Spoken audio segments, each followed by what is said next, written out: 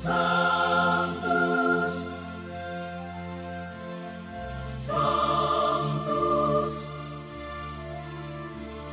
Sanctus Dominus Deus Sabaoth. Salam jumpa kembali saudara-saudariku yang terkasih dalam Tuhan kita Yesus Kristus. Salam sejahtera untuk kita semua. Berkat Allah yang Maha Kuasa senantiasa menyertai kita. Marilah kita mendengarkan dan merenungkan bacaan-bacaan kitab suci hari Sabtu tanggal 5 Oktober tahun 2024, hari Sabtu Imam. Dalam nama Bapa dan Putra dan Roh Kudus. Amin. Bacaan pertama dari kitab Ayub bab 42 ayat 1 sampai 3 dilanjutkan dengan ayat 5 sampai 6 dan ayat 12 sampai 16. Ayub berkata kepada Tuhan, "Aku tahu bahwa Engkau sanggup melakukan segala sesuatu dan tidak ada rencanamu yang gagal. Sabdamu, siapakah dia yang menyelubungi keputusan tanpa pengetahuan? Itulah sebabnya, tanpa pengertian, aku telah bercerita tentang hal-hal yang sangat ajaib bagiku dan yang tidak ku ketahui. Hanya dari kata orang saja, aku mendengar tentang Engkau, tetapi sekarang mataku sendiri memandang Engkau. Oleh sebab itu aku mencabut perkataanku, dan dengan menyesal aku duduk dalam debu dan abu." Maka Tuhan memberkati Ayub dalam kelanjutan hidupnya lebih daripada dalam hidup yang dahulu. Ayub mendapat 14.000 ekor kambing domba dan 6.000 unta, 1.000 pasang lembu, dan 1.000 ekor keledai betina. Ia juga mendapat 7 orang anak laki-laki dan 3 orang anak perempuan. Anak perempuan yang pertama diberinya nama Yemima, yang kedua Kezia, dan yang ketiga Keren Hapuk. Di seluruh negeri tidak terdapat wanita yang secantik anak-anak Ayub. Ayub mewariskan kepada mereka bagian milik pusaka seperti anak-anaknya laki-laki. Sesudah itu, Ayub masih hidup 140 tahun lamanya. Ia melihat anak-anaknya dan cucu-cucunya sampai keturunan yang keempat. Maka Ayub meninggal dunia pada usia yang tua dan lanjut. Demikianlah sabda Tuhan. Syukur kepada Allah.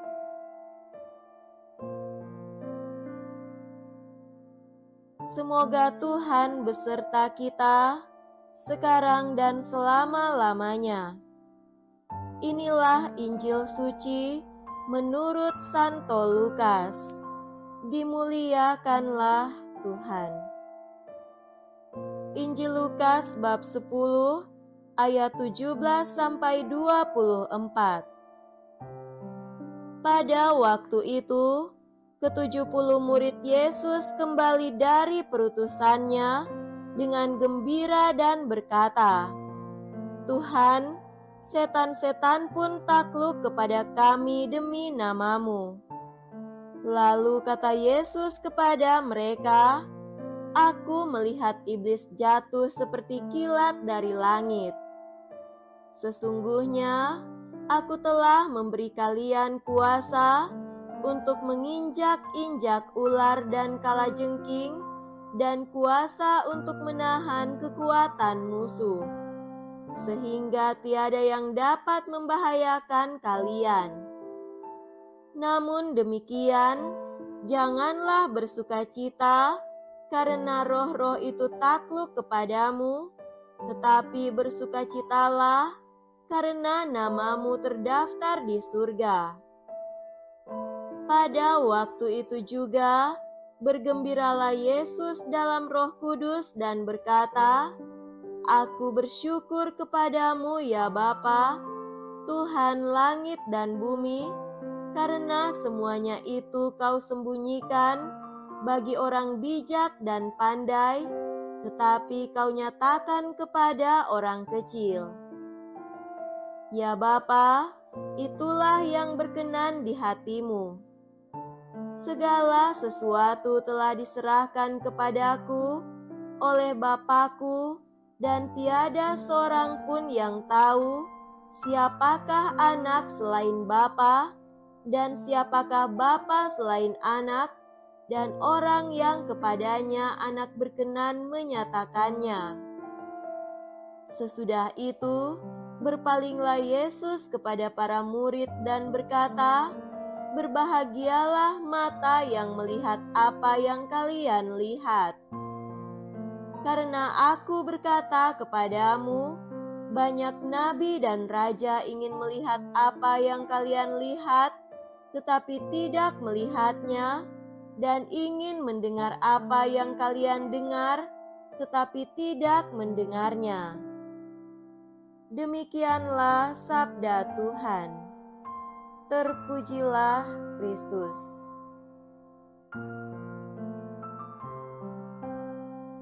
Saudara-saudariku yang terkasih dalam Tuhan kita Yesus Kristus, tema renungan kita pada hari ini adalah makna menjadi orang kecil.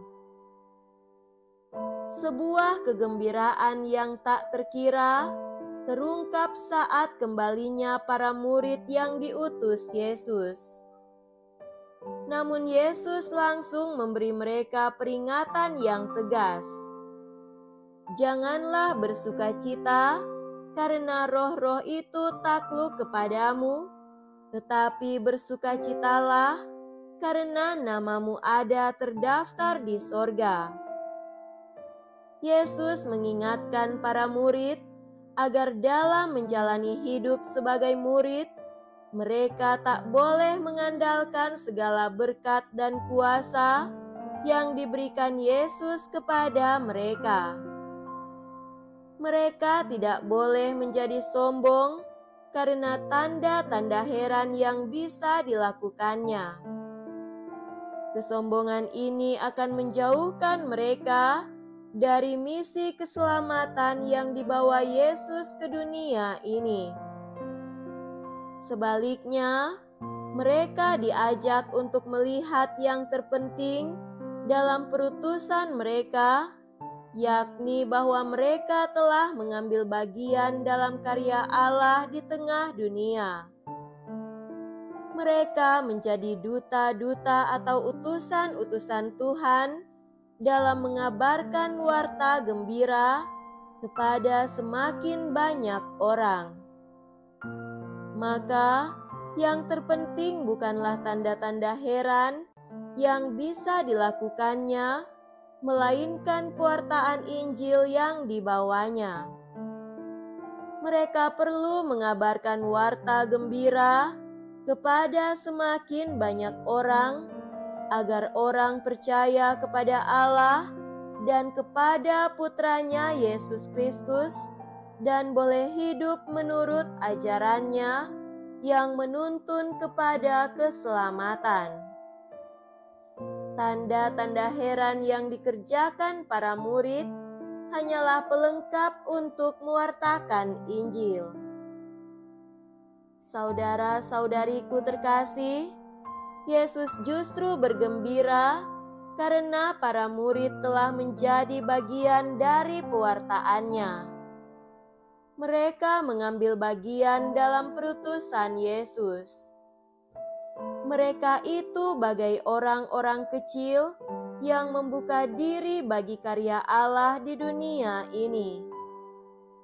Kisah Ayub dalam bacaan pertama adalah modelnya. Orang kecil adalah mereka yang membuka hati pada Tuhan dan selalu dekat dengannya. Orang yang sombong dan tinggi hati hanya percaya pada pikiran dan perencanaannya sendiri. Mereka jauh dari Tuhan karena merasa diri mampu untuk melakukan banyak hal tanpa melibatkan Tuhan. Akibatnya hidup mereka amat duniawi sifatnya. Keinginan dan arah hidup mereka melulu duniawi, tak peduli akan urusan-urusan lain seperti cinta kasih, kerelaan menolong, keprihatinan, apalagi keselamatan bersama dan pengorbanan diri.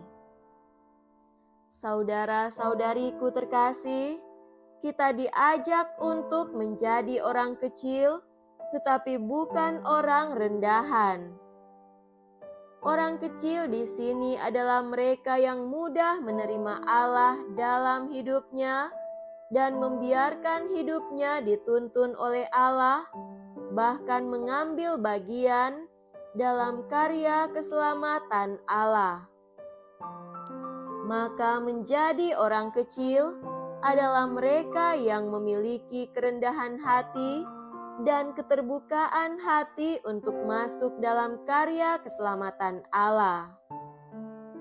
Mereka lalu menjadi orang-orang yang bermartabat, menjadi anak-anak Allah yang melaksanakan apa yang dikehendaki Allah untuk mereka dan untuk banyak orang. Semoga demikian. Amin. Dalam nama Bapa dan Putra dan Roh Kudus. Amin.